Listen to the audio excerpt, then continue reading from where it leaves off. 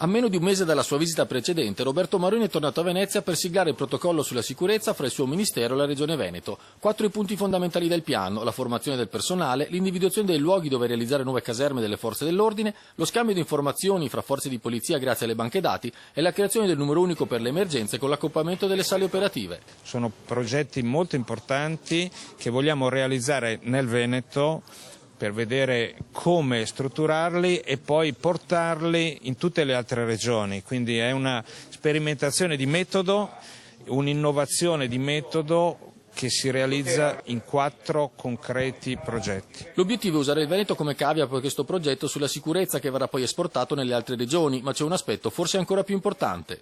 Che la Regione Veneto e il Ministero dell'Interno hanno pari dignità e pari responsabilità nella gestione e nell'attuazione dei piani per la sicurezza. È una novità assolutamente importante ed è un approccio federalista al tema della sicurezza che valorizza i territori, che assegna responsabilità anche in materia di sicurezza agli enti locali e alla Regione, e mi pare un passo in avanti decisivo per migliorare e rafforzare il controllo del territorio. Sulle ronde Maroni ribadisce che non saranno permesse quelle di partito o fai da te, ma saranno obbligatori i corsi di formazione. Chi parteciperà dovrà sapere quello che fa, dovrà essere controllato. Le ronde si muoveranno sotto il controllo dei sindaci e dei comitati provinciali per l'ordine e la sicurezza.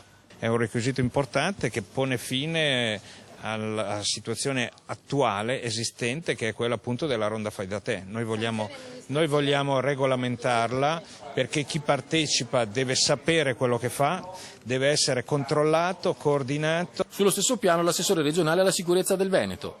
Deve essere così, per fortuna è così, e io ringrazio ancora il Ministro per la chiarezza con cui ha esposto e affrontato questo problema. Il fai da te sulla sicurezza non esiste. Alla domanda se chi sta organizzando ronde di partito stia perdendo il suo tempo, Giorgetti risponde più direttamente del Ministro. No, non stanno perdendo il loro tempo, sono proprio fuori legge.